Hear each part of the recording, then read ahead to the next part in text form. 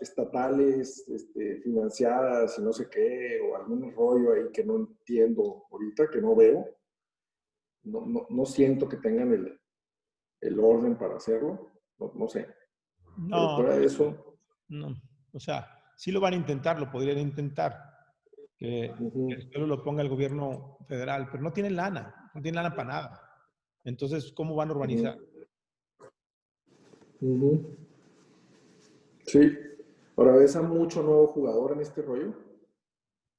Que si veo nuevos jugadores, no, yo pienso que más bien, bueno, algunos sí, eventualmente van a entrar, pero pienso más bien que los desarrolladores que tienen reservas para vivienda social sobre todo, van a ponerla a disposición, porque no las venden, van a ponerla a disposición con lotes con servicios a los derechohabientes. Lo cual va a provocar un incremento en la oferta, ¿no? Sí, Que a es lo parte mejor del tema. yo estoy viendo esquemas como línea 3 para lotes con servicios. Sí. Puede ser. O sea, que en donde entre de alguna manera financiamiento o Sí, apoyo a la obra. sí, yo pongo el suelo, jalo recursos del Infonavit y jalo 100, 200 derechohabientes que quieran y a partir de ahí que construya su casa. Ahí en Michoacán hacen línea 3. Muy poquita, Sí. muy poquita. Yo voy a empezar con un par de paquetes de 96 viviendas en Morelia y en Zamora para Sí. probar. Nunca he hecho. Voy a empezar a ver cómo se hace eso. Yo sé que tú sí No. haces. Sí, hicimos el año pasado 350. ¿Y cómo te fue? Y muy bien. Tiene su tema, ¿verdad? O sea, tienes que entenderle al tema legal, tienes que entenderle a no ponerte muy piqui con el hecho de liberar el lote y asumir ese riesgo. Sí, Entenderle al tema de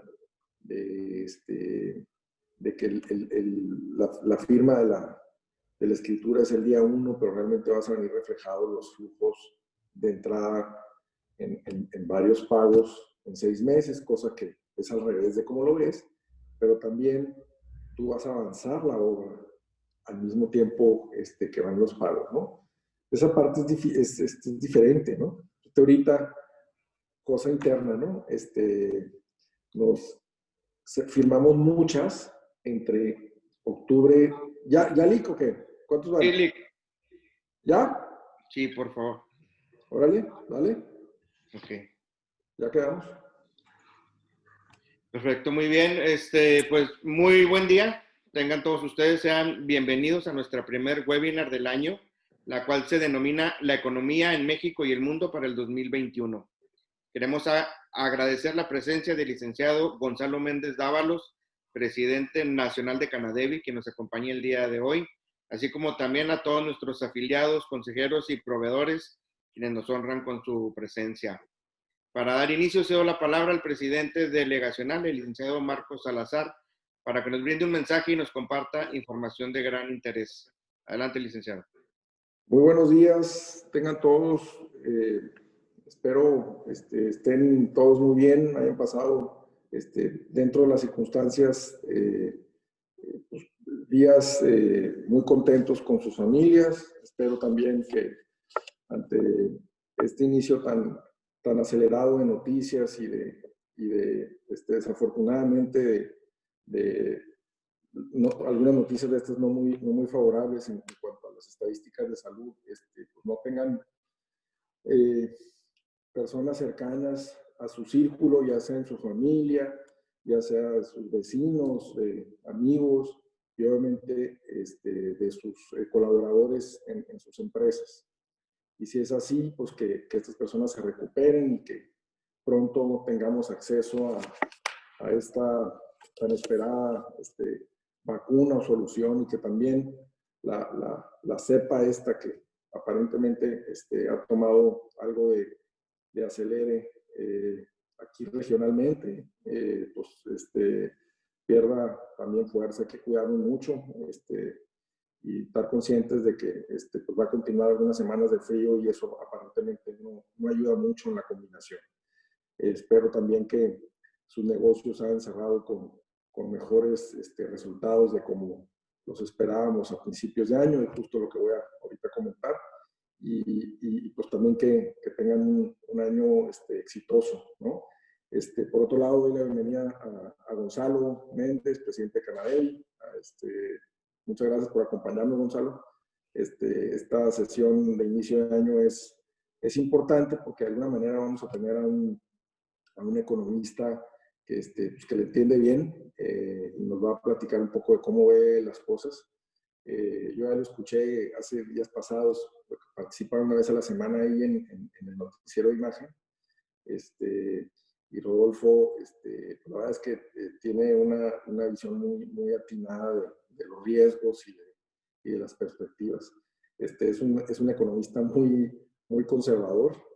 Normalmente ve muchos riesgos que los normales no vemos.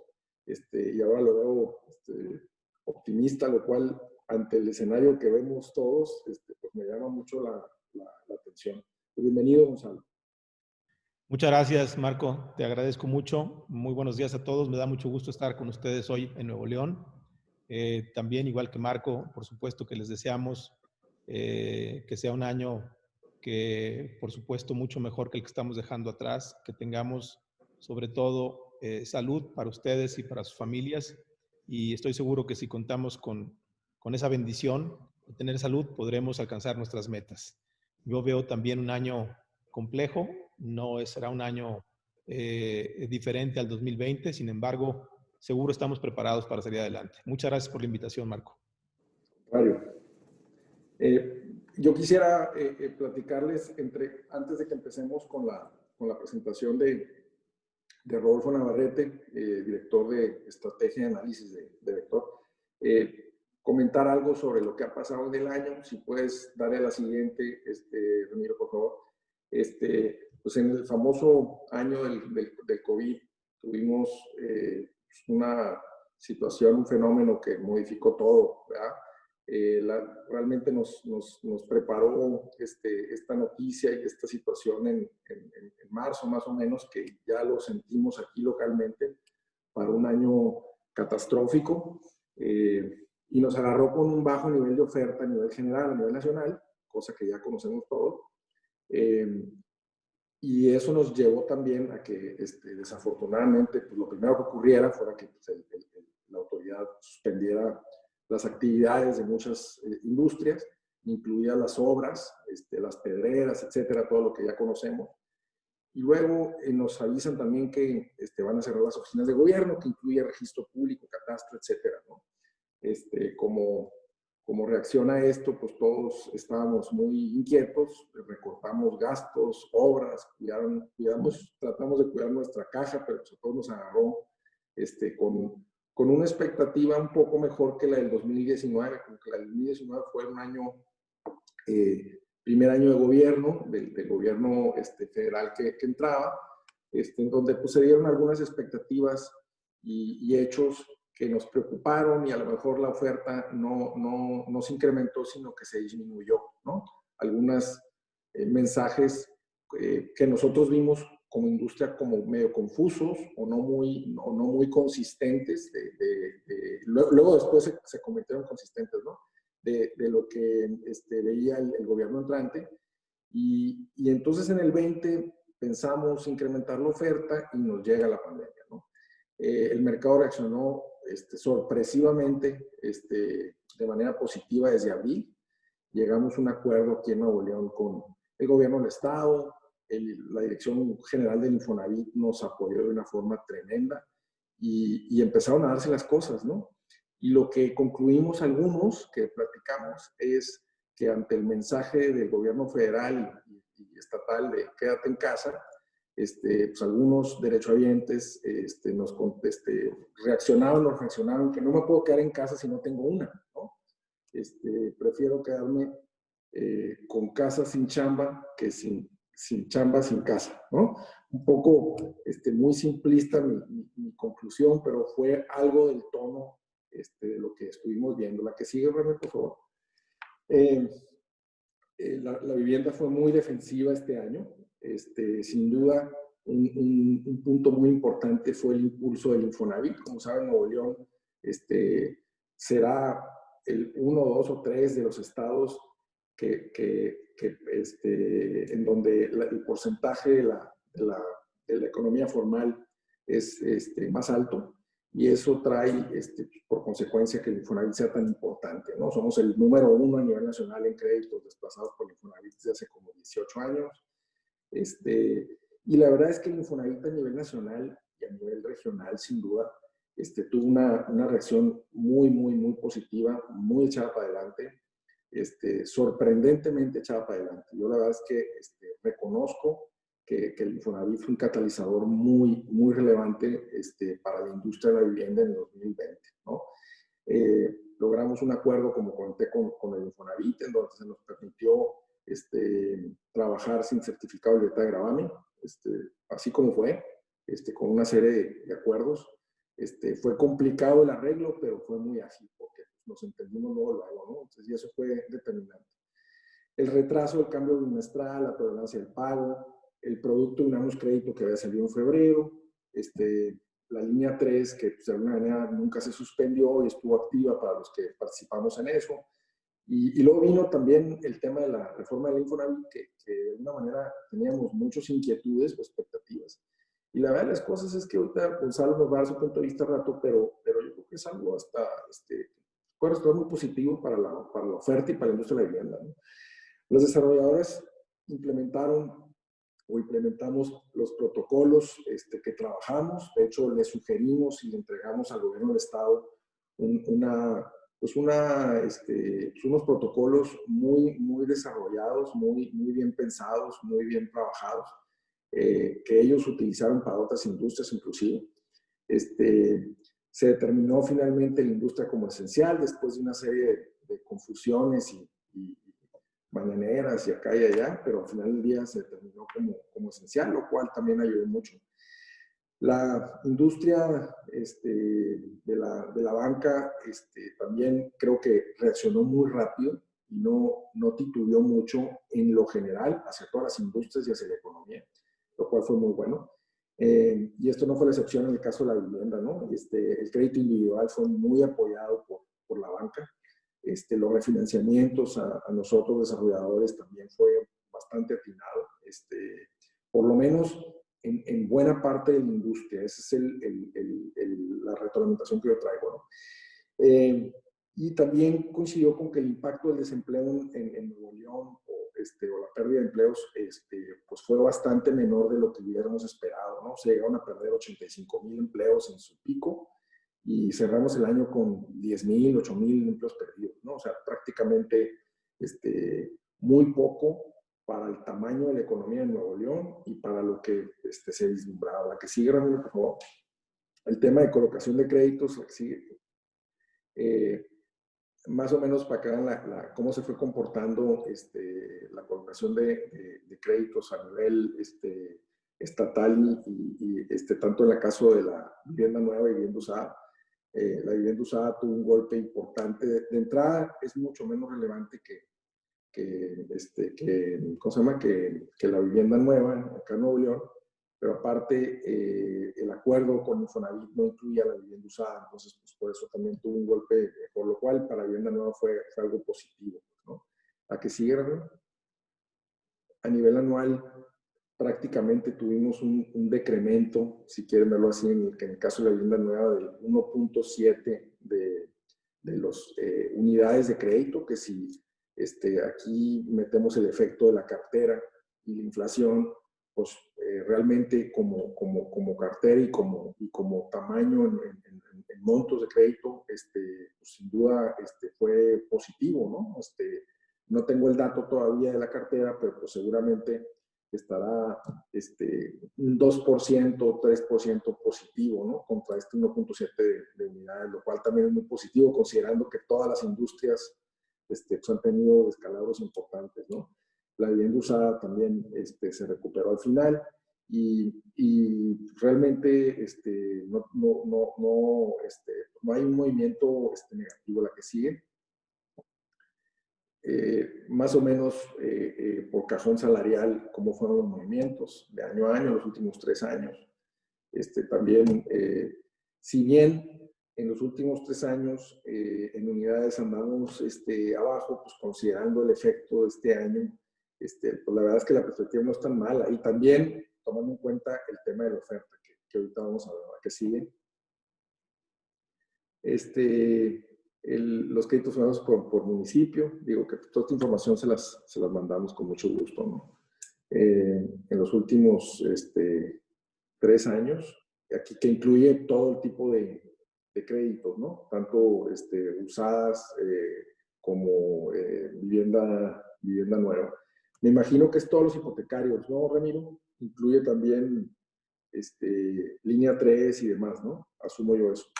La que sigue, el crédito bancario, si recuerdan, fue la que sigue, fue muy importante en el 2019, por lo cual, con el tema de pandemia y demás, pues fue más difícil el mantener una tasa de crecimiento. Sin embargo, después de la caída importante en el mes de abril y mayo, por obvias razones, pues ha venido recompensándose de manera importante también la vivienda media, que buena parte de esa es la que el crédito bancario apoya. Y la vivienda usada, sin embargo, ha estado ahí más o menos, no ha tenido un despunte tan importante, pero el empuje de los desarrolladores que traen proyectos nuevos, de vivienda nueva, sí han tomado como que otra vez el vuelo, ¿no? El comparativo, la que sigue, Ramiro, por favor. Contra el año pasado es negativo, porque el año pasado, si recuerdan, fue muy importante el crecimiento que hubo de vivienda nueva. No era fácil el poder tener un crecimiento por encima de, como lo tuvo la vivienda social. ¿La que sigue? El tema de registro de vivienda, también, pues que es parte del gran tema, pues empezó el año como que con muy buenas intenciones y la expectativa de hacia dónde nos iba a llevar la pandemia y las obras y demás, trajo una disminución muy relevante en los meses claves. Todo el mundo estábamos preocupados por otra cosa. Sin embargo, sí había una reacción positiva, si lo ven en los números, desde el mes de junio, julio, agosto en su pico, septiembre, octubre, que agosto y septiembre son muy relevantes porque es cuando todos estamos planeando el ejercicio del año siguiente, en este caso el 2021.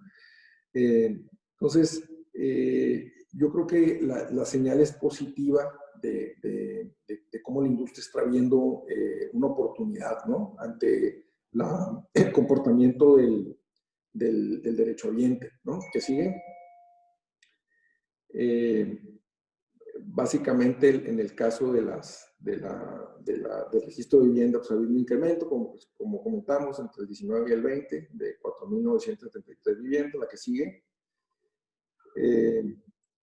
Y es el registro de vivienda en Nuevo León de enero a diciembre. Si quieres la que sigue, ya vimos un poco esto.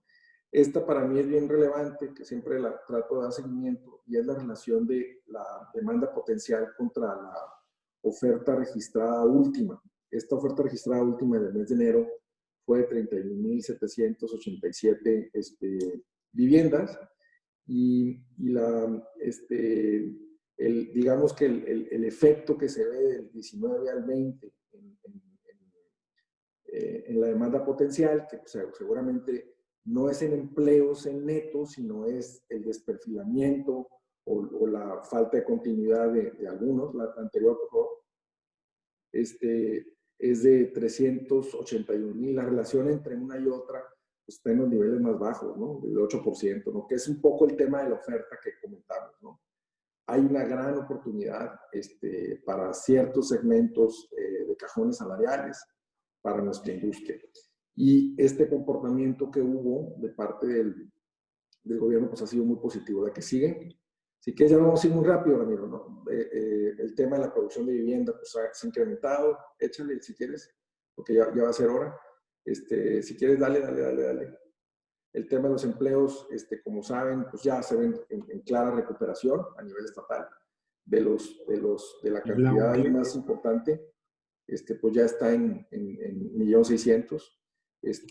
La que sigue. ¿Quieres darle? Precios de la construcción, pues, por varias razones, que incluye todo, no nomás vivienda, incluye también toda la parte de obra civil y obra de gobierno, en fin. La que sigue. Básicamente, la actividad económica para el 21, dependiente del control de la pandemia y la vacuna, obviamente ahorita escuchamos a Rodolfo, el bajo nivel de la oferta, el Infonavit firme sus objetivos en el 21, eso es algo muy positivo. Muy importante va a ser el tema de la banca. Y pues vamos a ver cómo va definiendo todo y pues muy atentos al tema del empleo y el comportamiento. Adelante, Gonzalo. No sé qué opines de esto y si traigas algún otro comentario adicional respecto a esto. Sí, te agradezco mucho, Marco. Pues sí, tengo algunos comentarios, por supuesto. Tengo una presentación. Sé que viene la presentación de Rodolfo, que es la importante que debemos escuchar el día de hoy. Si deseas, les voy a dejar mi presentación, la pasaré muy rápido y haré algunos comentarios que me parecen a mí relevantes. Y por la premura, ¿te parece bien que platique 5 minutos o 7 claro, minutos? Adelante. Y bueno, adelante. Ramiro, si pudiéramos poner la presentación para ir conversando de manera ágil sobre la presentación y se las dejo con mucho gusto para el que desee analizarla. Por favor, adelante con la presentación. Debe ser la primera, Ramiro, yo creo. Sí, ahí va. Un segundito. Voy avanzando para... Adelante. A mí me parece que este año 2021 no va a ser tan diferente del 2020. Me parece que nos va a presentar retos muy importantes. Yo creería que no volveremos a la normalidad hasta que la población esté completamente vacunada, y eso no lo veo yo en lo personal. Lo que he leído, lo que he escuchado es en los próximos 2 años. Entonces, todavía tendremos un año 2021 complejo, con que nos presentará los retos que a mí me parecen tan importantes como los que tuvimos en el 2020. Y bueno, seguramente el aprendizaje que tuvimos del 2020 nos va a permitir tener instrumentos, herramientas para superar el 2021. Bueno, aquí empieza la presentación. Bien dice ONU Habitat que la principal línea de contención para prevenir la pandemia es la vivienda, una vivienda adecuada que nos permite preservar la salud por la sana distancia. Y bueno, esto es importante y así se ha comportado nuestro mercado, como lo han visto, de manera resiliente, porque la gente ha decidido adquirir una vivienda. Adelante, por favor. ¿Qué hicimos como estrategia de manejo de crisis en la Canadevi? Que nos parece, a nivel nacional, que nos parece que nos puede servir en este año que veo yo, como les digo, no muy diferente. Hicimos 4 ejes. El primer eje es proteger la demanda, y para eso ya platicaba un poquito Marco sobre eso. Debíamos tener la protección de las cotizaciones en los casos de baja temporal o cambio de salario. Teníamos una inquietud muy alta que qué iba a pasar con el gran desperfilamiento de los derechohabientes que podía haber, sobre todo en el Infonavit, por la baja salarial o el cambio o la pérdida temporal de trabajo. Y lo que logramos en conjunción con el Infonavit fue que la cotización previa a la pandemia fuera la que subsistiera. Igual lo digo, igual que Marco, me parece que el Infonavit se portó de manera extraordinaria. Prácticamente no sentimos que hubiese una crisis. El diálogo entre la Canadevi y el Infonavit fue ágil, fue productivo, y pudimos llegar a acuerdos muy importantes. Entonces, lo primero y fundamental era proteger la demanda. Como segundo eje, pues era el financiamiento individual, y era cómo hacíamos para tener acceso a los financiamientos individuales para los derechohabientes, esquemas innovadores que estamos proponiendo con el Infonavit, como el crédito para jornaleros agrícolas, para trabajadores de la construcción, para trabajadores portuarios. Tenemos que fortalecer, evidentemente, la oferta y la demanda con esquemas de economía mixta, que ya estuvo a punto, como ustedes bien lo saben, algún banco, puntualmente HSBC, donde estuvo ya con un programa para lanzar. La pandemia lo detuvo, pero debemos seguir trabajando en esta población económicamente activa que es el 60% de la que no tiene una seguridad social. Me parece que aquí es una asignación que debemos continuar. Como tercer eje es el apoyo para continuar la producción de vivienda, y para eso tuvimos que platicar y dialogar con Sociedad Hipotecaria Federal y con los bancos para que hubiese recursos suficientes para las líneas de crédito, que capitalizaran intereses en su caso, y que los proyectos que fueran viables y tuvieran capacidad de un sobreendeudamiento, así sucediera. Y así sucedió con Sociedad Hipotecaria Federal. Lo platicamos también con el secretario de Hacienda. Nos manifestó su preocupación el secretario para que los bancos tuvieran una solvencia financiera adecuada para poder seguir financiando los créditos puentes para los desarrolladores, que esa era su principal preocupación, y así parece que, y así se logró. Como punto número 4, pues bueno, tratamos también de proteger significativamente a las empresas y cómo debíamos trabajar. Para eso propusimos incentivos fiscales, propusimos ampliar el plazo de la reversión de la deducción fiscal de la tierra adquirida que no ha sido vendida en 5 años, y pues ustedes ya saben la historia. No hemos recibido gran cosa para las empresas puntualmente de parte del gobierno federal y no ha sido contundente. Adelante, por favor. Los efectos que veíamos al no declarar una industria esencial, que esto debemos tener mucho cuidado. La pandemia hoy subsiste y viene con mucha fuerza. Debemos tener cuidado qué fue lo que vimos y lo que platicamos con el gobierno federal. Y bueno, el primer efecto en la oferta, pues es la restricción de oferta al no ser declarados esenciales, porque nuestra actividad se cierra, no podemos seguir construyendo. Como bien saben también, los proyectos se frenan, el cierre de obras por restricciones de autoridades sanitarias, que lo tuvimos. Por supuesto que la contracción de personal en la obra, la caída de empleo, lo que sucedió en todo el país, el cierre de oficinas estatales, municipales, para llevar a cabo trámites, pues esto fue muy importante. Ustedes vivieron un problema con el registro público de la propiedad. Estos problemas los tuvimos casi en muchísimos estados de la República Mexicana, que tuvimos que sortear y negociar entre Infonavit y los gobiernos federales. En cuanto a la demanda, pues ¿qué efectos tuvimos? Los que ustedes ya conocen: cierre de oficinas de ventas, la reducción de la demanda debido a menor actividad económica, la reducción de salarios provocaría el desperfilamiento. Bueno, esto en términos generales. El financiamiento de las empresas, ya hablé un poquito sobre eso. Tuvimos que hablar con Sociedad Hipotecaria Federal y reforzar que las líneas de crédito no dejaran de fluir. También se habló con la Asociación de Bancos de México para que los proyectos que fueran viables siguieran su marcha. De las empresas ya hablé un poquito, ya también Marco lo decía. Tuvimos que puntualmente, lo primero que hicimos fue cuidar la tesorería de las empresas, cuidar la caja. Adelante, por favor. El comportamiento de la industria, pues ya lo vimos a nivel nacional, no es muy diferente que lo que vimos, lo que se vio en Nuevo León. Afortunadamente la caída no fue tan importante como ustedes lo aprecian aquí. Hacia el mes de noviembre traíamos ya nada más una disminución del menos 2%. Sí, en marzo tuvimos, en mayo tuvimos una caída del menos 31%, pero se fue recuperando. Como ven ustedes aquí, la variación en total de créditos fue de noviembre del 19 a noviembre a enero del 20, que hay un error. La disminución es de menos 5% solamente, y el monto colocado es de 1.8% adicional, y el monto promedio subió también en 804,000 pesos, el 2.3%. O sea, no fue un año, coincido con Marco, a nivel nacional, que pensábamos que iba a ser un año extraordinariamente complicado, pues no lo fue. Adelante, por favor. Los créditos formalizados en Infonavit, pues aquí lo ven. Realmente, con corte al mes de noviembre del 2020, la formalización de créditos fue de 415,652 créditos en el Infonavit, lo que representa 134,103 millones de pesos, 12.9% menos que en el 19. De estos 155,000 créditos aproximadamente fueron vivienda nueva, lo que representa 71,000 millones de pesos, 4.1% menos que el año anterior. Adelante, por favor. Los créditos formalizados en Foviste, que yo sé que en Nuevo León no es tan significativo, pero para otros estados sí lo es, pues esto lo que se llevaron a cabo 45,548 créditos, de los cuales representan en dinero 33,385 millones de pesos, con un incremento del 1.4% con respecto al 19. De estos, 22,473 créditos fueron formalizados como vivienda nueva. Hay una disminución con respecto al 2019 del 2%. Adelante, por favor.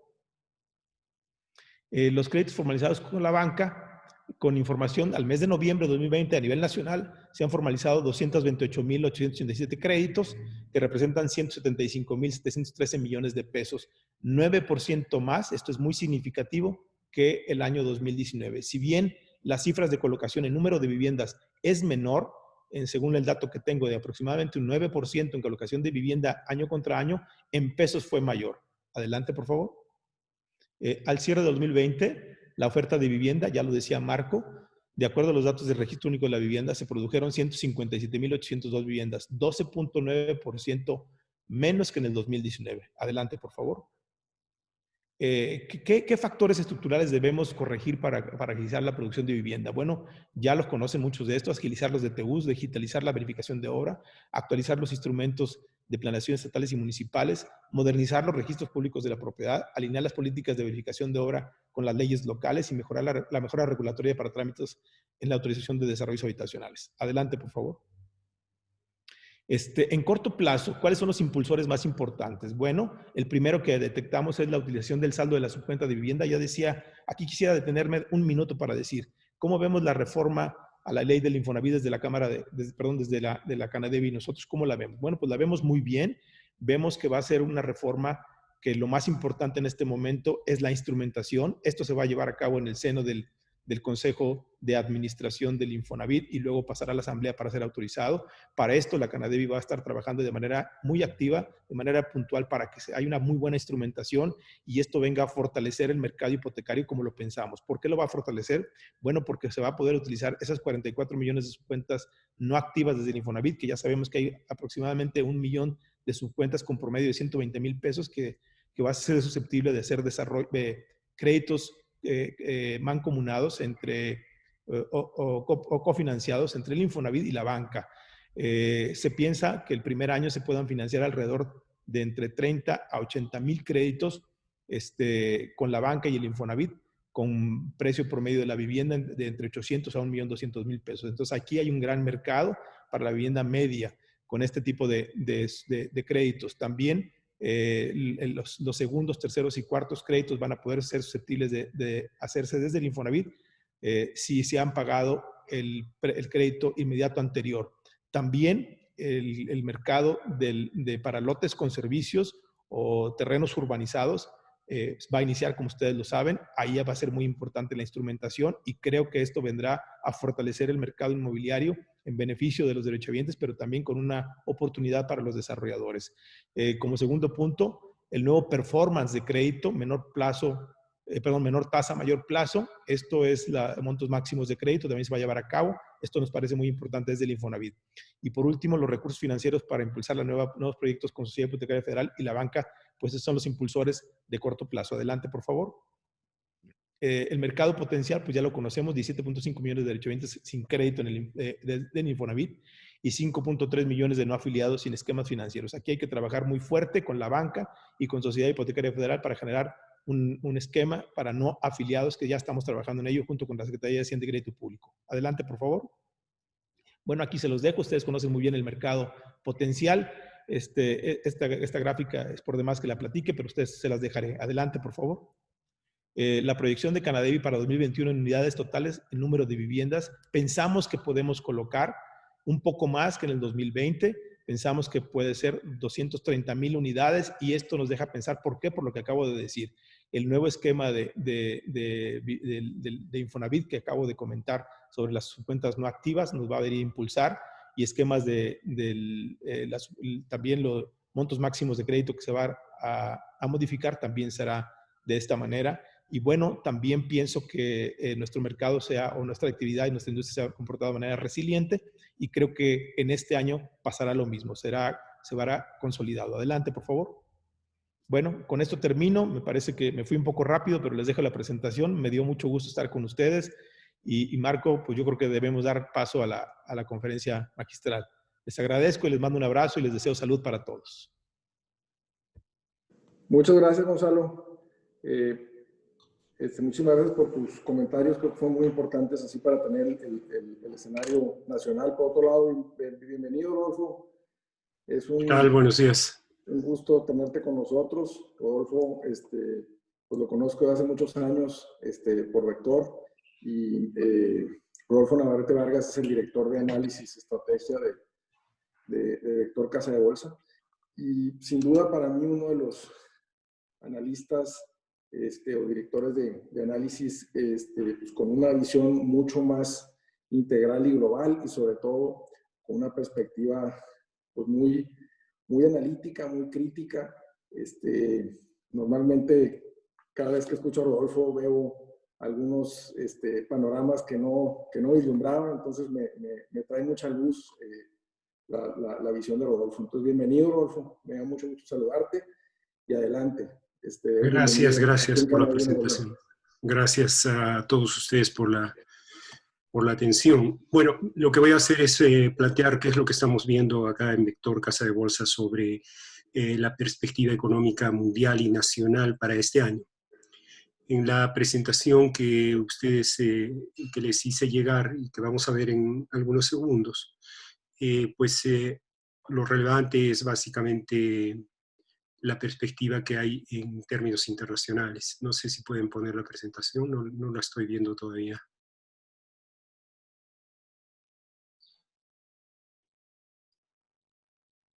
Ahí está. Entonces, la siguiente lámina, lo que nosotros estamos viendo es básicamente la siguiente lámina, básicamente un buen año 2021. Esta afirmación podría ser tautológica, toda vez que pues, el año 2020 ha sido muy malo. Sin embargo, no es tan tautológica en el sentido de que hay algunos elementos para pensar que la recuperación económica en el mundo va a ser relativamente interesante durante el presente año. A mi modo de ver, hay dos motores del crecimiento económico que van a impulsar la recuperación en el 2021. Uno va a ser fundamentalmente Estados Unidos y el otro va a ser China, ¿no? Sin embargo, pues hay algunos elementos que son de preocupación, que es básicamente el rebrote del COVID y las características que va a asumir en los próximos meses. Sin embargo, también hay un elemento que nos está ofreciendo una luz al final del túnel, que es la vacuna. En otras palabras, el problema del rebrote del COVID es un problema, ahora sí podríamos decir, temporal, en función de cómo avance la vacuna en el mundo. Ustedes pueden apreciar en la gráfica, los organismos financieros internacionales han estado revisando favorablemente las expectativas económicas para el 2020 y para el 2021. Vean el caso del Fondo Monetario Internacional, lo que está programando el Fondo Monetario es que este año crezca la economía mundial 5.2%, después de caer 4.4% en el 2020. La OECD más o menos coincide, cree que la recuperación no va a ser tan fuerte, y que la caída fue de 4.2%. En el caso de Estados Unidos, la discrepancia es un poquito mayor. Yo creo, al contrario, que la recuperación americana va a ser interesante, bastante interesante. El caso de la eurozona, pues se está resintiendo fuertemente el problema del COVID, pero también podríamos ver hacia la segunda mitad del año también una recuperación importante. Así el resto de países, ahorita voy a tratar el caso de China, ¿no? Hay varios elementos como para pensar que Estados Unidos va a generar una recuperación relativamente fuerte. En la siguiente lámina, lo que vemos es, en primer lugar, uno de los elementos que está generando este proceso es fundamentalmente la política monetaria. La política monetaria en los países desarrollados se ha vuelto ultra expansiva. Las tasas de interés, como ustedes saben, están prácticamente en cero. En la gráfica de la izquierda pueden ver, miren las tasas de interés de la Reserva Federal, del Banco de Japón, del Banco Central Europeo, están en cero o abajo de cero, ¿no? En otras palabras, los bancos centrales lo que están haciendo es dándole la oportunidad a los gobiernos de endeudarse. ¿Por qué? Porque les han bajado el costo de endeudamiento prácticamente a cero. En consecuencia, los gobiernos lo que tienen que hacer es endeudarse, conseguir dinero y con ese dinero promover el gasto público hacia determinados sectores y obviamente la recuperación económica. Acabamos de vivir en Estados Unidos un escenario bastante interesante. Ustedes saben, los demócratas se han quedado con la presidencia, con la Cámara de Representantes y con el Senado. Eso es trascendental. El día de hoy, en la noche, el presidente electo Joe Biden va a proponer su programa de expansión fiscal, que es lo que todo el mundo andaba esperando. Acabamos de salir de una aprobación de un paquete de $900 millones, pero el día de hoy el presidente va a proponer uno adicional de $2 billones. En otras palabras, viene una expansión fiscal verdaderamente importante en Estados Unidos. Y eso va a generar una recuperación económica también importante y relativamente fuerte. Al punto de que ya hay gente, ya el mercado de dinero, por ejemplo, el mercado de deuda americano, ya comenzó a preocuparse sobre una posible inflación en el futuro. No sé si han visto ustedes la curva de rendimientos americana, se ha empinado en las últimas 2 semanas. Y es básicamente el temor a que venga un problema inflacionario. Yo creo que es un temor infundado, pero de todos modos, viene un programa de expansión fiscal muy agresivo que generaría una recuperación muy fuerte de la economía americana y obviamente con algunos problemas inflacionarios entre medio.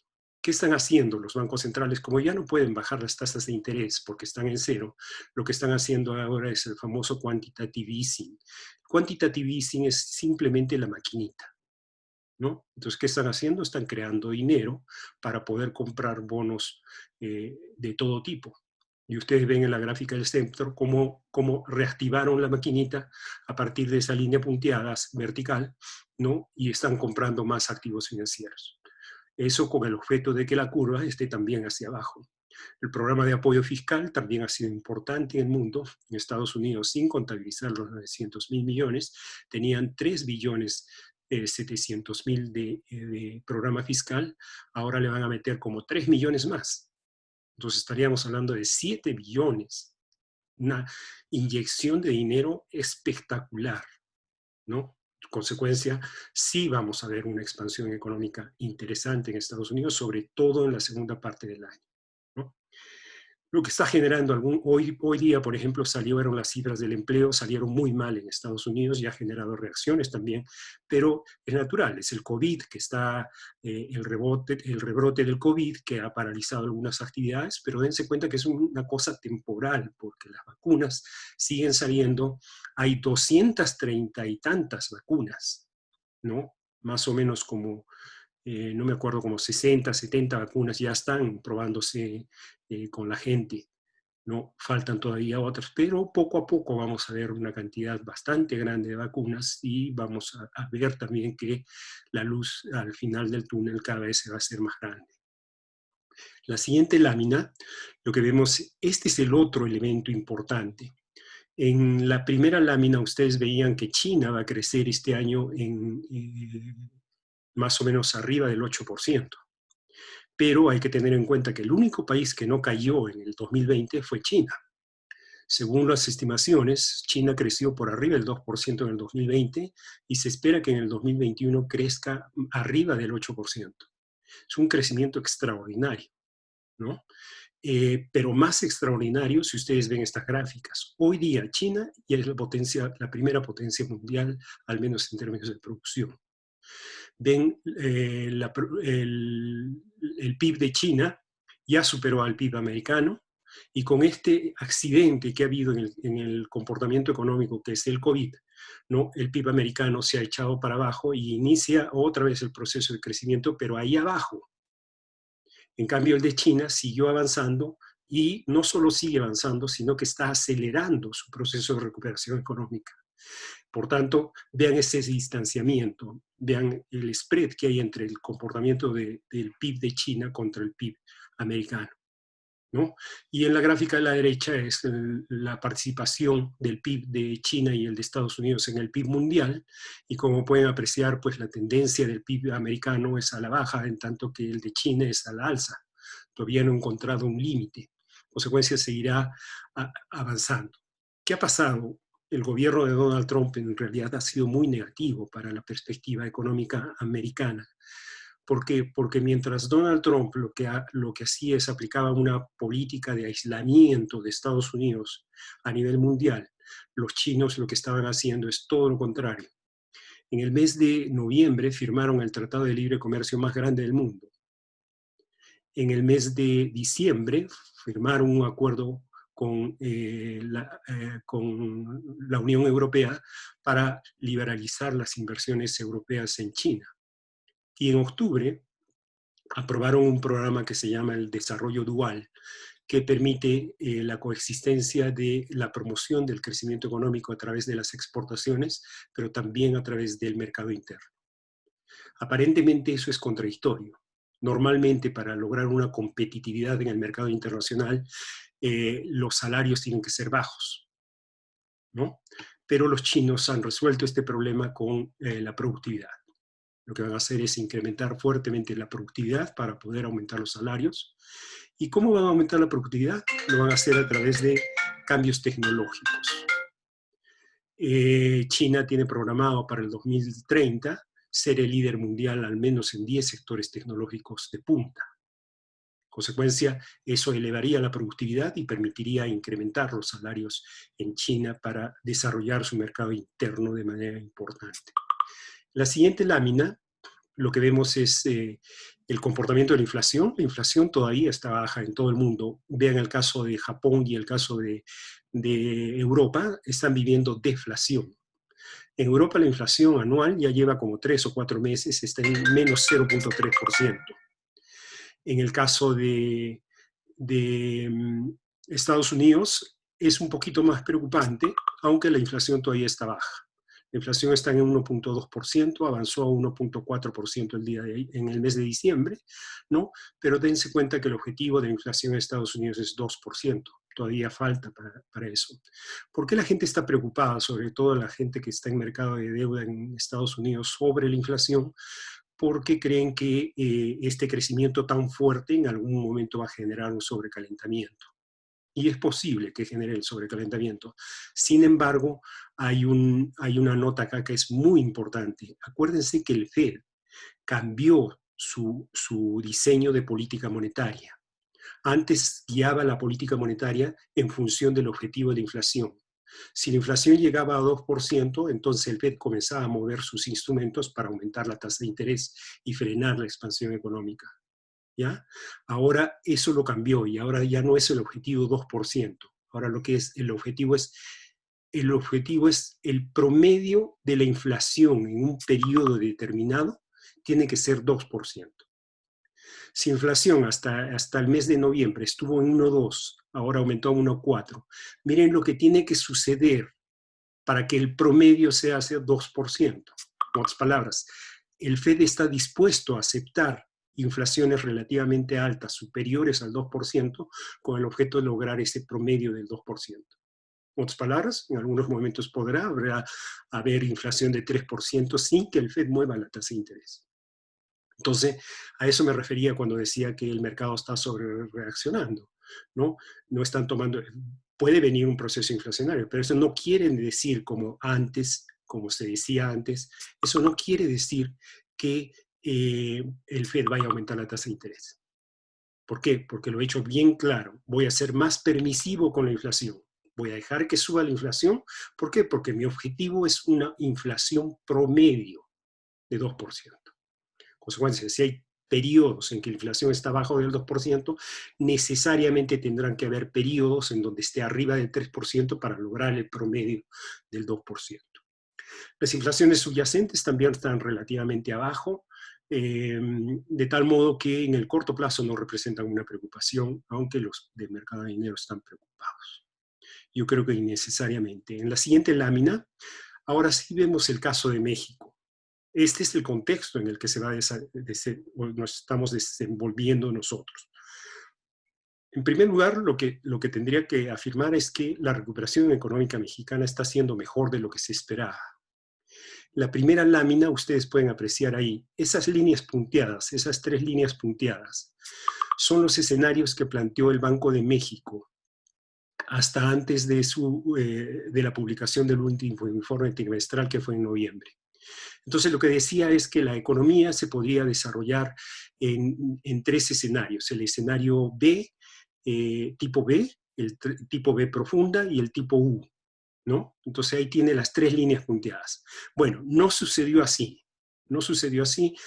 La economía se comportó como en el escenario más optimista, el verde punteado que ustedes están viendo. La primera parte, la parte azul de abajo, ¿no? Indica que se estaba desarrollando por ese escenario. No se desarrolló por el rojo, ni menos por el celeste, creo que es el color el otro. ¿no? Bueno, en el mes de noviembre, el Banco de México revisó sus escenarios de crecimiento económico o de comportamiento económico para México, ya eliminó los escenarios, los 3 escenarios que tenía, y se quedó con uno solo, esa línea azul que hay ahí, ¿no? Entonces se quedó con un escenario, el escenario central. Sin embargo, las cifras que están saliendo al día de hoy están diciendo que la economía incluso va mejor que el escenario central que tiene el Banco Central. Esa línea naranja que aparece en la gráfica de la izquierda, esa pequeña línea naranja, es lo que está sucediendo en la actualidad, ¿no? De acuerdo a nuestras estimaciones, ¿no? Entonces, da la impresión que la economía, bueno, para comenzar, en el tercer trimestre se comportó mejor de lo que se esperaba, en el escenario más optimista del Banco de México. Lo que está sucediendo ahora, lo que está diciendo es que los resultados están saliendo un tanto mejor de lo que incluso se había revisado. La gráfica a la derecha se están pintando todas las crisis que hemos vivido en los últimos años, en el caso de México, desde 1982, ¿no? 1982, 94, 2000, 2008 y el 2020. Claramente, de esa gráfica se infiere primero, la peor crisis que hemos resentido es la actual. Vean la caída económica, pero sin embargo es de un carácter muy diferente. La crisis económica que estamos viviendo es como una crisis provocada por un desastre natural. No es una crisis provocada por el ciclo económico. Se agotó el ciclo económico y ¡boom!, se cayó la economía. No, no, no. Este es como si fuera un desastre natural que nos obligó a cerrar todo, pero llegado el momento comenzamos a abrir otra vez. Entonces, por eso el rebote en forma de V, ¿no? Y ahí pueden apreciar, hay un rebote en el tercer trimestre, en el primer trimestre después de la crisis hay un rebote de la economía y ahí viene el problema, ¿no? Esa línea punteada azul que ustedes están viendo es lo que espera el mercado, el consenso de mercado, lo que está esperando de comportamiento económico hacia el futuro. Lo que dice esa línea punteada es que alcanzaríamos el nivel prepandemia más o menos en 17 o 18 trimestres después de la crisis. Eso querría decir más o menos en unos 4,5 años, ¿no? Bueno, no sé si alcanzan a ver ahí, en medio de todas las líneas, una línea roja, una pequeña línea roja. Esa pequeña línea roja lo que está diciendo es cómo se está comportando la economía al día de hoy, ¿no? Entonces, si ustedes prolongan esa línea roja, ¿no? Lo que tendríamos es que el cruce con la línea roja punteada va a ser muchísimo más antes de lo que plantea la línea punteada azul. En otras palabras, es probable que la economía efectivamente se recupere más rápido de lo que todo el mundo piensa y que observemos comportamientos relativamente favorables en los próximos trimestres. ¿Por qué? ¿Por qué? Si la percepción interna es una percepción relativamente negativa sobre la economía, no hay una política económica que esté apoyando la recuperación, etcétera, etcétera. La explicación es relativamente sencilla. Miren la siguiente lámina. Esta es la explicación fundamental. La interrelación entre México y Estados Unidos es demasiado alta. La interrelación económica somos uno de los países más interrelacionados con Estados Unidos. La gráfica a la izquierda lo que mide es la producción manufacturera de Estados Unidos y la producción manufacturera de México. Como ustedes pueden apreciar, es prácticamente la misma. El grado de relación entre las dos variables es muy alto.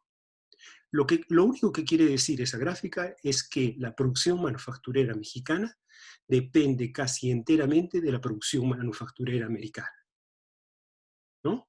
Entonces están íntimamente correlacionados. Por tanto, si la producción manufacturera americana pues comienza a crecer, es muy probable que la mexicana también comience a crecer de la misma forma. Pero más interesante es la gráfica a la derecha. En la gráfica de la derecha yo estoy correlacionando la producción manufacturera estadounidense con el IGAE de México. El IGAE es el PIB mensual, con el PIB mensual. Y lo que dice esa gráfica es que también el PIB mexicano, no solo la producción manufacturera, sino el PIB mexicano está altamente correlacionado con la producción manufacturera americana. Conclusión. el PIB mexicano depende de lo que le pase a la producción manufacturera americana. Bueno, ¿qué le va a pasar a la producción manufacturera americana? Yo lo que acabo de decir es que viene un proceso de recuperación y de crecimiento económico en Estados Unidos relativamente interesante. El programa de estímulo fiscal que va a aprobar el presidente Joe Biden va a dinamizar fuertemente la economía americana, al punto de que podría generar algún nivel de sobrecalentamiento. La actividad manufacturera va a mejorar, y esto es muy interesante. El presidente Biden se va a enfocar a la industria tradicional, va a abandonar, ¿no?, la industria tecnológica. No la va a abandonar, pero no va a ser su prioridad. Su prioridad va a ser el gasto en infraestructura, va a ser el gasto en educación, el gasto en salud, etcétera, etcétera. ¿Eso qué quiere decir? Va a apoyar implícitamente al sector tradicional. El mercado de valores va a apoyar al Dow Jones en contra del Nasdaq, ¿no? La industria moderna, la tecnológica, las redes sociales, etcétera, etcétera, al contrario, van a resentir un efecto de regulación. Ustedes saben que el grado de monopolio de la industria tecnológica es muy elevado, en consecuencia, muy probablemente los van a regular. Y eso tendrá efectos, pues obviamente, sobre su comportamiento en el Nasdaq, etc. Consecuencia, viene una recuperación muy fuerte en Estados Unidos, básicamente por el sector manufacturero tradicional, el sector industrial tradicional, etcétera, etcétera. Eso va a generar un crecimiento de esos sectores y, de paso, nos va a generar un arrastre interesante en el caso de México, ¿no? Ese es el argumento fundamental. Vamos a ver la siguiente lámina. Miren acá el comportamiento de las variables. ¿Cuál variable es la de demanda agregada es la que va a jalar la economía o que está jalando la economía mexicana? Miren la última gráfica. La última gráfica están las exportaciones y ustedes ven la caída que ha habido. La caída de las exportaciones fue muy fuerte. Acá ustedes pueden apreciar la caída de las exportaciones fue como de 54%. ¿No? Una caída bastante pronunciada. Ya se recuperó y hoy día, al mes de noviembre, tenemos que las exportaciones están creciendo en términos anuales. En otras palabras, ya recuperaron el nivel pre-pandemia y ahora están creciendo. Más interesante todavía se pone el dato de diciembre, todavía no ha salido, pero el dato de diciembre lo que tenemos, por ejemplo, es que las exportaciones de automóviles, la producción y las exportaciones de automóviles subieron fuertemente, 18%. Consecuencia, esa cifra todavía sigue para arriba, pero lo interesante acá es lo siguiente. ¿Quién está jalando la recuperación mexicana? Son fundamentalmente las exportaciones. Ustedes saben, nosotros exportamos a Estados Unidos, ¿no? Ya superaron el nivel prepandemia, ya se acabó la crisis para ellos, ¿no? Y hicieron una V en todo el sentido de la palabra. Los otros sectores son básicamente el consumo y la inversión fija bruta. El consumo, como ustedes saben, cayó, ¿no? Se ha recuperado y está 11.4% abajo todavía del nivel que se tenía antes de la pandemia. La inversión fija bruta está 18% abajo del nivel que se tenía antes de la epidemia, ¿no? Todavía les falta recuperarse, pero ahí van poco a poco, ¿no? Están más lentos. Acá hay que destacar una cosa que es interesante, el caso del consumo. En México el consumo cayó menos que en Estados Unidos. ¿Y por qué cayó? ¿Por qué cayó menos? Básicamente por las remesas, ¿no? Las remesas de los trabajadores mexicanos en el exterior están alimentando fundamentalmente el consumo y la inversión, ¿no? La construcción, la autoconstrucción fundamentalmente. La siguiente lámina. Acá estamos viendo la inversión bruta fija, cómo está. La inversión bruta fija tiene dos componentes. Uno es la maquinaria y equipo y el otro es la construcción. Como pueden apreciar, pues prácticamente las dos están recuperándose. La construcción, la compra de maquinaria y equipo. En la gráfica de la derecha pueden ver el caso de la construcción, ¿no? La construcción se está recuperando, pero dentro de la construcción hay dos componentes fundamentales, el residencial y el no residencial. el que se está recuperando rápidamente y fuertemente, y probablemente sea el segundo sector que va a superar el nivel prepandemia, va a ser el sector construcción residencial.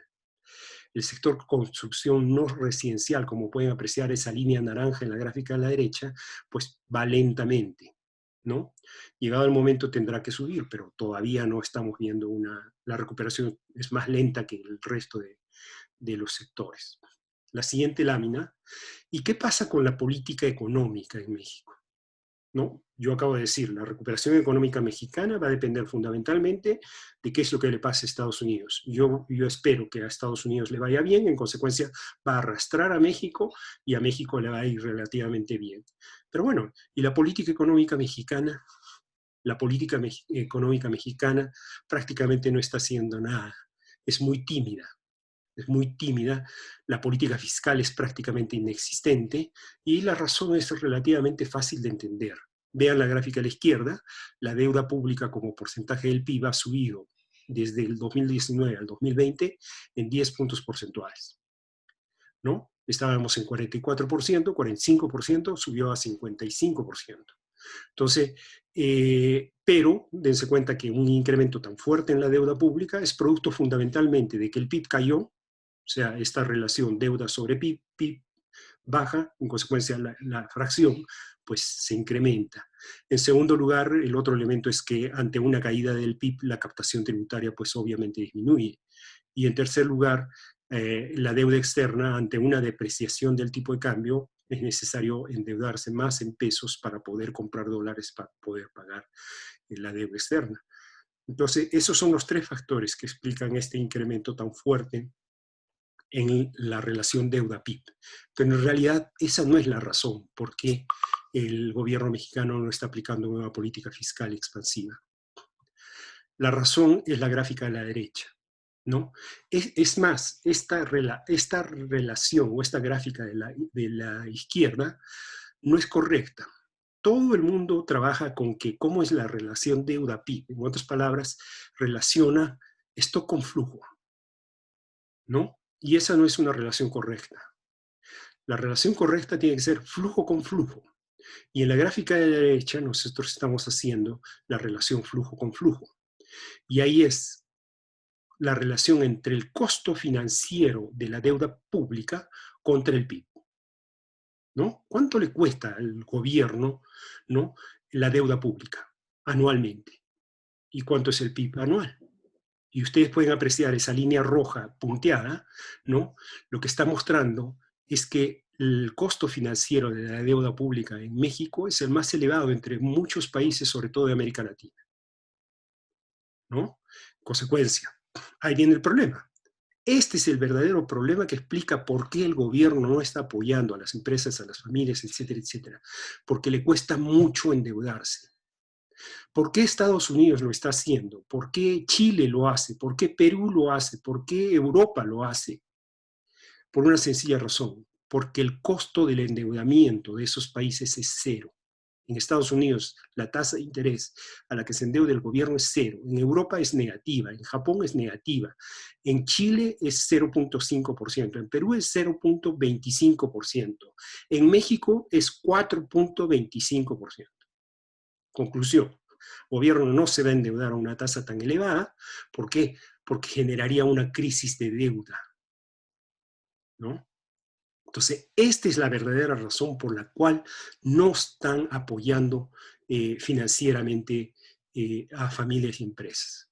La siguiente lámina. ¿Y la política monetaria? Pues la política monetaria tiene mucho que ver en este problema. Mucho que ver. ¿Por qué el Banco Central mantiene la tasa de interés relativamente elevada? La ha bajado, pero sin embargo no la ha bajado lo suficiente. Miren la gráfica de la derecha. La gráfica de la derecha lo único que dice es que siempre hay una relación entre la tasa de inflación y la tasa de interés. Cuando la inflación sube, la tasa de interés sube. Cuando la inflación baja, la tasa de interés baja, ¿no? Salvo en el último periodo. En el último periodo lo que hemos visto es que la inflación ha bajado, sin embargo la tasa de interés se quedó arriba, ¿no? La tasa real de interés, en otras palabras, fue muy alta. Y obviamente eso no favorece el crecimiento, ni la recuperación, ni nada, ¿no? El Banco Central ha comenzado a bajar la tasa de interés, pero ya la pausó muy arriba, 4.25 es una tasa muy elevada. Implícitamente el Banco Central cree que el problema fundamental en México hoy día es la inflación. No es el crecimiento económico. No es un problema de crecimiento económico, es fundamentalmente la inflación, ¿no? Bueno, en la siguiente lámina, bueno, el Banco Central cree que si baja la tasa de interés, pues va a provocar una salida de capitales del país, y al provocar una salida de capitales, pues se va a depreciar el tipo de cambio y eso va a generar inflación. En consecuencia, está temeroso del comportamiento de los capitales. Sin embargo, esa realidad ha cambiado. No está considerando esta posibilidad. Miren, la gráfica de la izquierda es la entrada y salida de capitales en los últimos años en los países emergentes. Con la crisis del COVID se dio un fenómeno que se llama la aversión mundial al riesgo. Los inversionistas con el COVID, como no sabían qué cosa era el COVID, ni cómo los iba a afectar, ni qué iba a pasar, etcétera, etcétera, agarraron y inmediatamente comenzaron a vender sus posiciones en activos en todo el mundo y a refugiarse en Estados Unidos, ¿no? Se fueron a refugiar en Estados Unidos y salieron capitales de todo el mundo, en particular de países emergentes.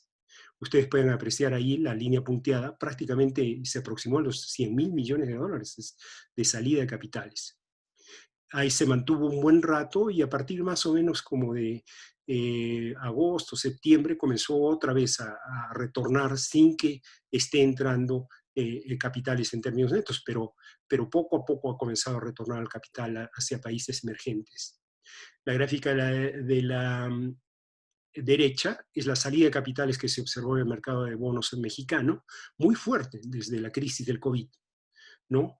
Alimentada no solo por el COVID, sino también por la venta de activos que hicieron algunos fondos de pensiones, porque el caso de Chile, por ejemplo, que ustedes deben conocer, el gobierno chileno autorizó a los trabajadores a retirar dinero de sus fondos de pensiones para cubrir el problema del COVID.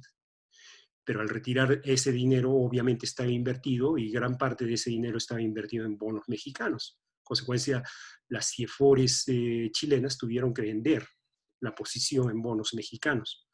Y eso explica en alguna medida esta caída, pero al final ustedes pueden apreciar que ya comenzó a entrar capital hacia México. Y esto está correlacionado con el comportamiento del tipo de cambio. El tipo de cambio se está apreciando, en el caso de México, de manera interesante, ¿no?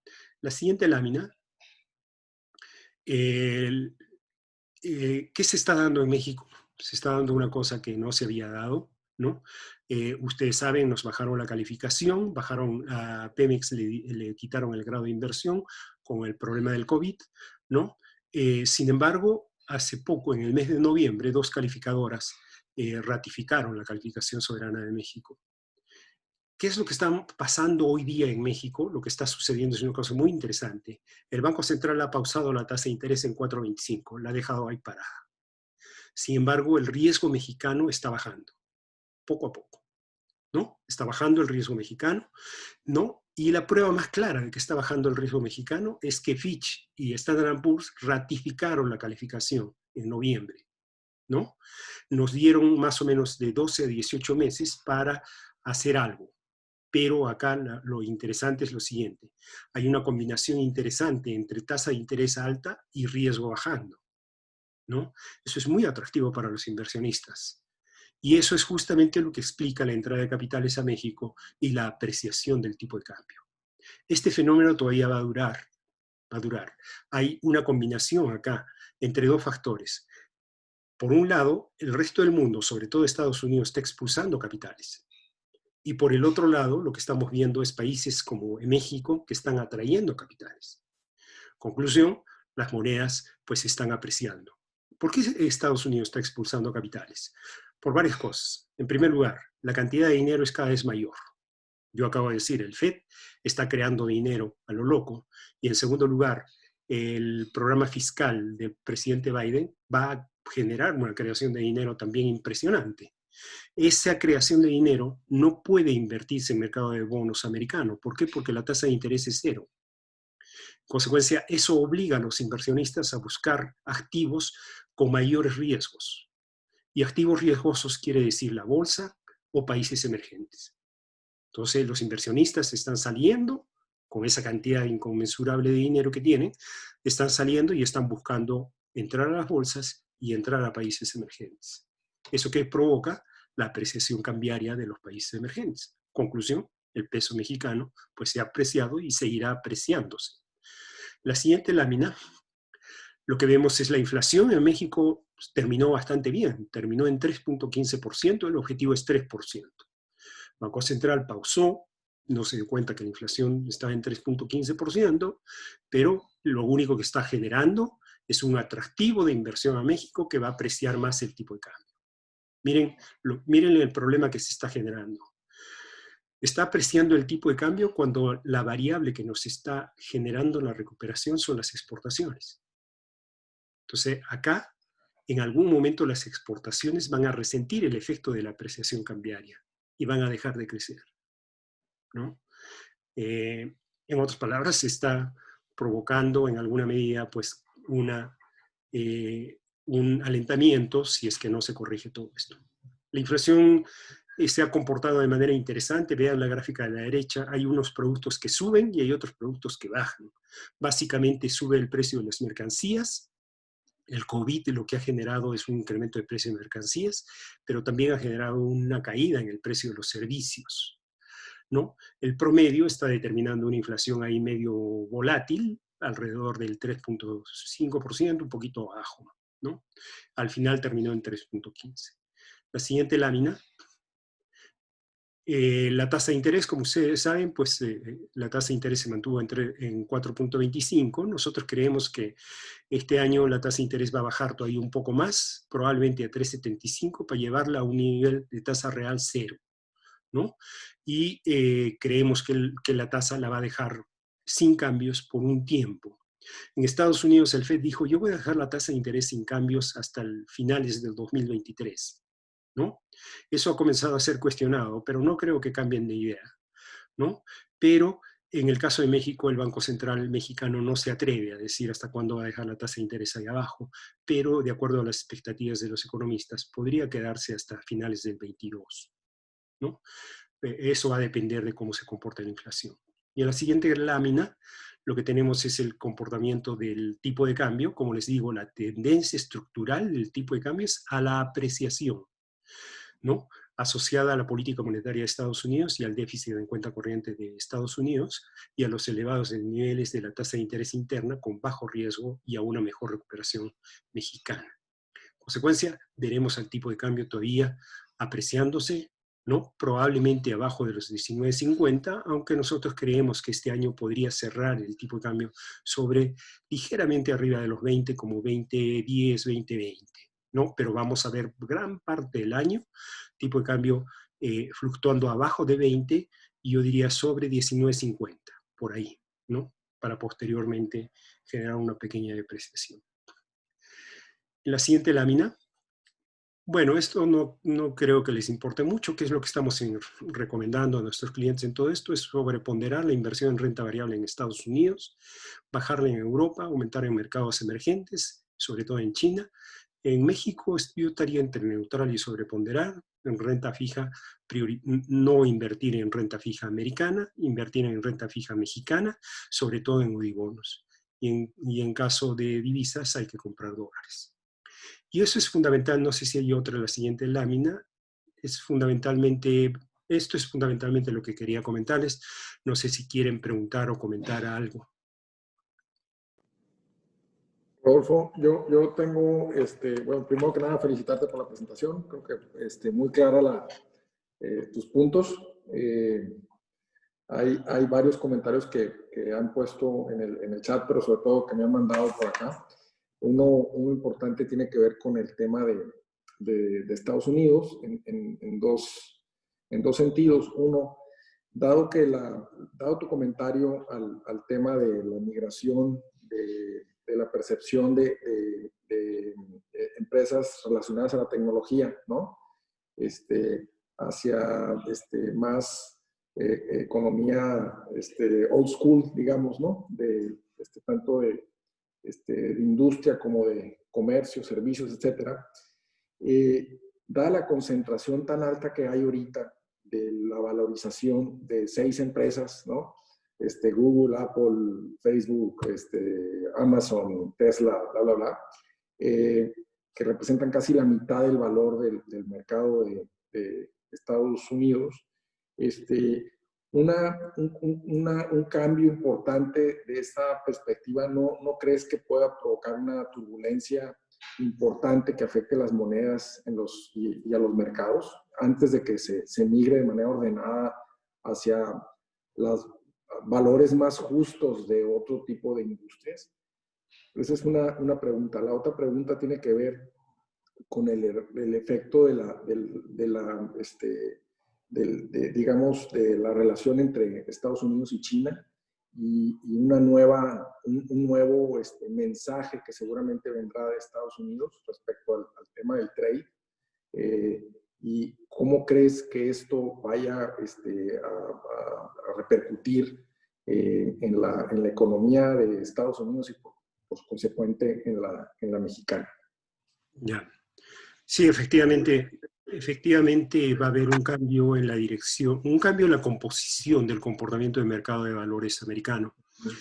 Yo diría, no es que vaya a bajar el dinamismo del sector tecnológico, lo que va a haber es simplemente, vamos a ver un mayor énfasis en el caso de la industria tradicional y probablemente un avance un tanto menos pronunciado como lo que ha sucedido en el sector tecnológico. ¿Y qué es lo que estamos previendo en el sector tecnológico? Como tú dices, pues efectivamente la evaluación es muy alta, pero creo que se va a mantener todavía alta un buen rato. ¿Por qué? Porque hay un exceso de dinero en el mundo, ¿no? Y va a haber más dinero. ¿Hay una burbuja en los mercados financieros mundiales y sobre todo americanos? Definitivamente hay una burbuja.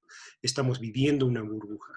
Creo que esa burbuja todavía va a crecer, ¿ya? Va a seguir creciendo, ¿no? Sin temor todavía a que vaya a reventar, pero la burbuja va a seguir creciendo. Solo que ahora la burbuja se va a dirigir por otro lado, por el lado del Dow Jones y menos por el lado del Nasdaq, ¿ya? Esa es una. Van a haber algunos efectos importantes en el caso del sector tecnológico. En primer lugar, ya había algunas discusiones sobre el grado de monopolio. El sector tecnológico tiene un grado de monopolio muy elevado. En todo el mundo se está discutiendo sobre el grado de monopolio de las empresas tecnológicas. Entonces lo van a regular. Entonces van a comenzar a salir leyes para tratar de regularlo. Lo más extremo que he escuchado es que podrían obligarlas a dividirse, ¿no? Entonces, una empresa en varias ramas y empresas independientes, como se hizo en aquella época con la industria petrolera americana, ¿no? Entonces, ahí hay un problema. El grado de monopolio que tienen las empresas hay que regularlo. Pero lo más grave del asunto es lo que acaba de suceder. Lo que acaba de suceder, las empresas tecnológicas, sobre todo de redes sociales, ustedes han visto que le acaban de cortar la cuenta al presidente Trump. Y ahí se metieron en un problema serio. Se metieron en un problema serio porque una empresa no puede coartar la libertad de expresión, por más desquiciada que sea la opinión. Lo que tendría que hacer es simplemente dar su propia opinión y decir que no está de acuerdo con eso, pero no coartar la libertad de expresión. Eso es lo que ha sucedido con estas empresas y lo que están dando es simplemente están dando el argumento para la regulación. Entonces las van a regular muy fuerte. Y eso obviamente les va a afectar en sus precios dentro del mercado de valores. Entonces, una vez que corrijan, yo creo que viene ya un proceso de recuperación en función de la alta liquidez que hay en el mundo, ¿no? Ese es el escenario que yo estoy viendo. El sector tradicional, al contrario, va a fortalecerse cada vez más. Todo lo que es salud, medio ambiente, educación, infraestructura, construcción, etcétera, etcétera, ¿no? Bueno, Hay una recuperación interesante en todo el sector hipotecario americano en función de la baja de las tasas de interés y de las ayudas que está dando el gobierno. Entonces, viene una cosa interesante por ahí. Entonces, eso es lo que creo que se va a mantener, ¿no? No creo que vaya a haber una crisis o algo así en el mercado financiero, sino simplemente una recomposición de quién ahora va a liderar el auge, ¿no? O el rally, ¿ya? Y por lo otro que tú dices, la segunda pregunta que me decías era la cuestión de la relación Estados Unidos con China. Efectivamente se va a mantener. Uno entiende por qué el presidente Trump, por qué adoptó varias actitudes, por qué está peleando o se peleó tan fuerte Trump con China. En segundo lugar, por qué Trump ha sido tan permisivo con el COVID, etcétera, etcétera. En el fondo yo creo, ¿no? Mi percepción es que es este temor a la pérdida de hegemonía mundial, ¿no? Entonces, China está avanzando, Estados Unidos no quiere quedarse atrás y comenzó a hacer todo lo que está haciendo. Incluso lo del COVID, El COVID, han sido permisivos con el COVID porque no quieren parar la economía, ¿no?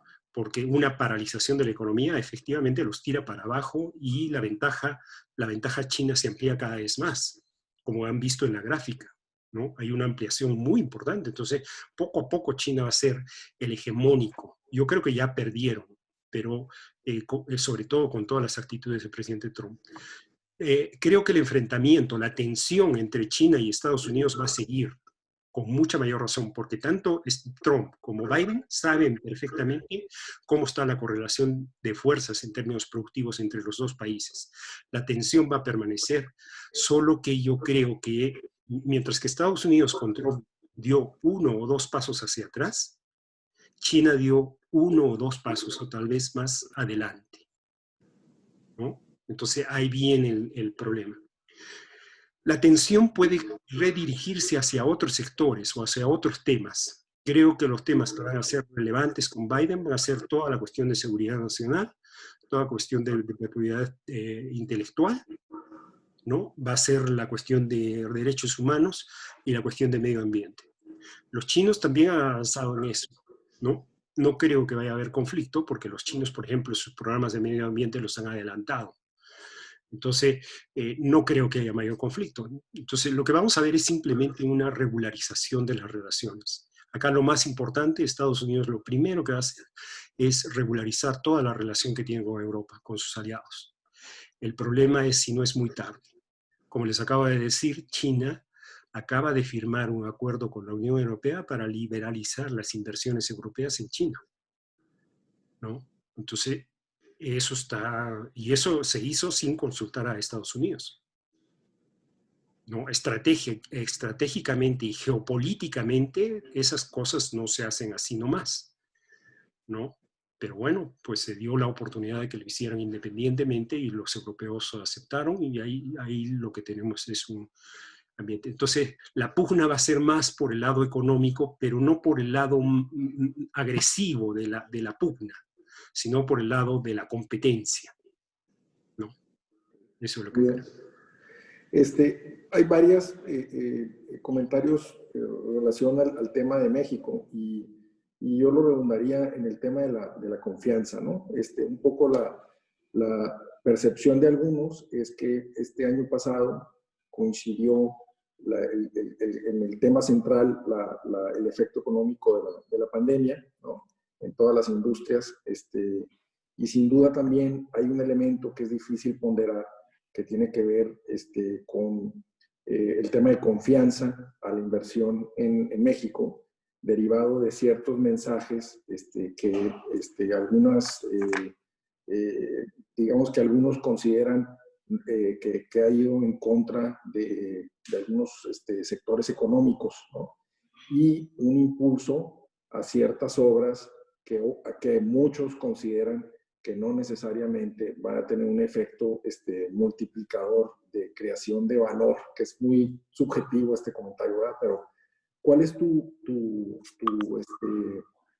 opinión respecto a este tema de la política económica pro inversión muy sustentada en las obras insignias de este gobierno y en los mensajes que a veces no son tan consistentes en pro de muchas industrias. No, definitivamente no hay una buena, ¿cómo te digo? No hay una buena comunicación, un buen ambiente para la inversión. Sin embargo, acá yo lo que estoy viendo es, ¿qué es lo que estamos viendo?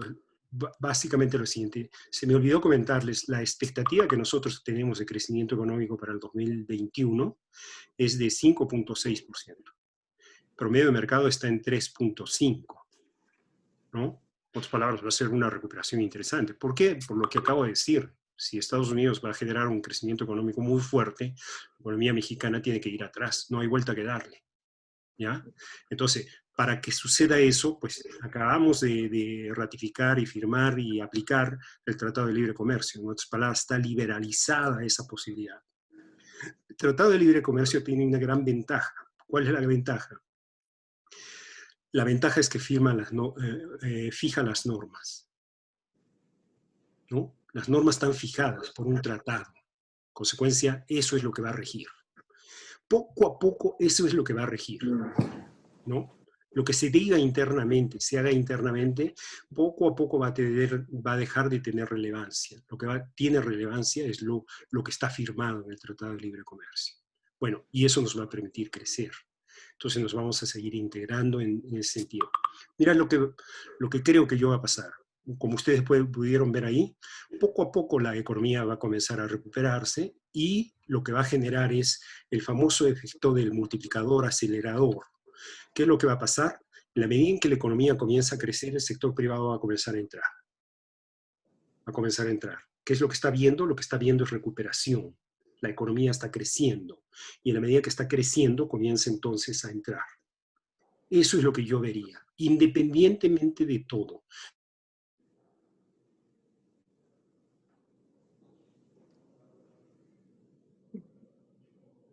Se quedó congelada tu imagen, se me hace, Rodolfo.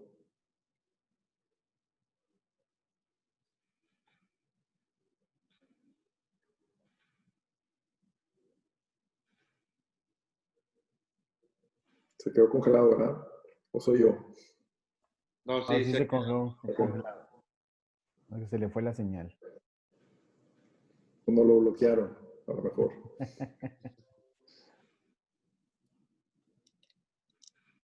A lo mejor sí está viendo él, ¿no? Déjame, ya estoy hablando con él. ¿Ah? Ok.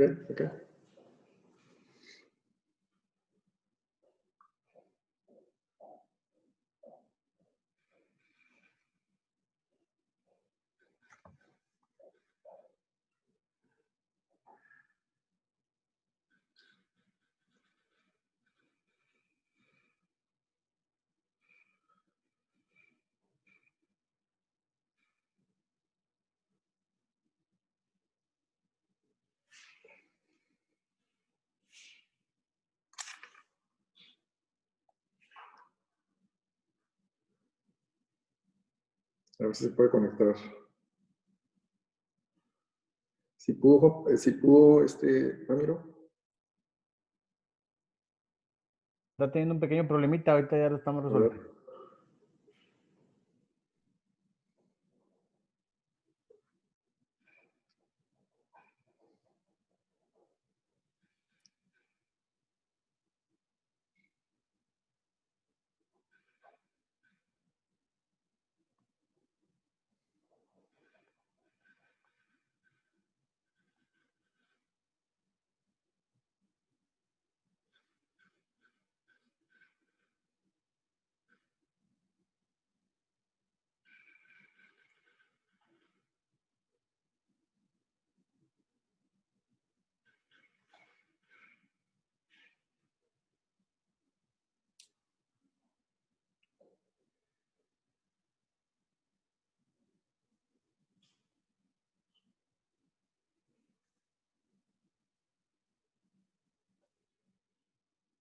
Sí. Ok, gracias. ¿Listo? No se pudo conectar, tiene un problema con su internet y Bueno. está batallando mucho para conectarse. Bueno, pues si quieres, concluimos. La verdad es que ya no me faltaba alguna otra pregunta más.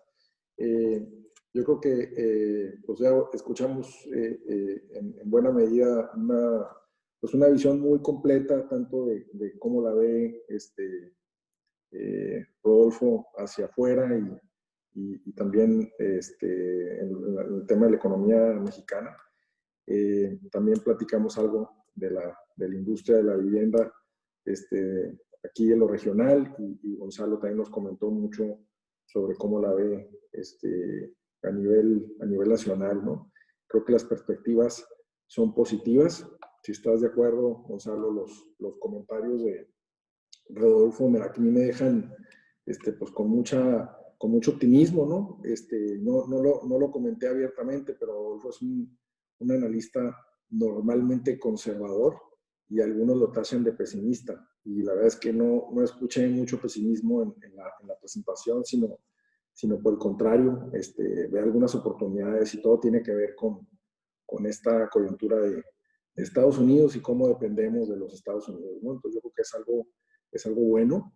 El comentario de Gonzalo respecto a que ve un año relativamente parecido para la industria de la vivienda, considerando que el derechohabiente puede seguir tomando una decisión de usar su crédito, muy apegada a ese derecho que tiene, a la necesidad de individualizar su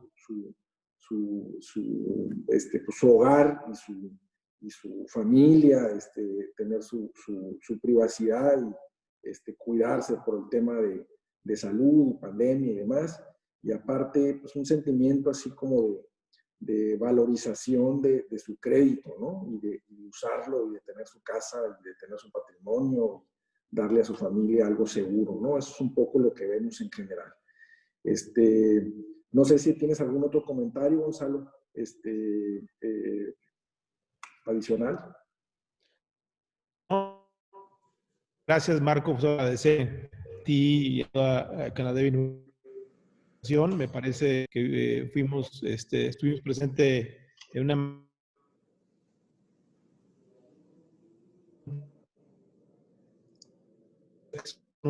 estado norteamericana, me parece Se está cortando tu pues debemos estar muy alertas y muy pendientes. ¿Me escuchas? ¿Me sí, escucha? ahora sí.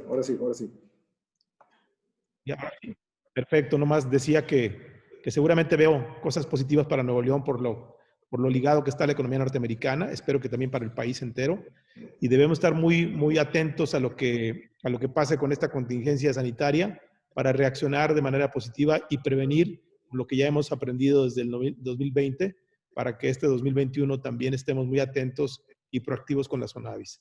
Entonces yo veo un año positivo, bueno, ya nos decía Rodolfo, el dinamismo de la industria de la construcción, puntualmente la vivienda, ve que va a ser el segundo que se ponga en cifras positivas. Así es que así lo esperamos. Pues sin más, Marco, agradecerte a ti, mandarles un abrazo a todos los desarrolladores de Nuevo León y a la gente de Canadevi Nuevo León que nos hace el favor de chambear en nuestra querida Canadevi. Les mando un abrazo también. Gracias. Muchas gracias a todos por su participación y ahí estamos en comunicación. Que tengan una buena semana y un buen mes de enero. Saludos, cuídense. Muchas gracias, saludos. Gracias, Enrique. Buen día.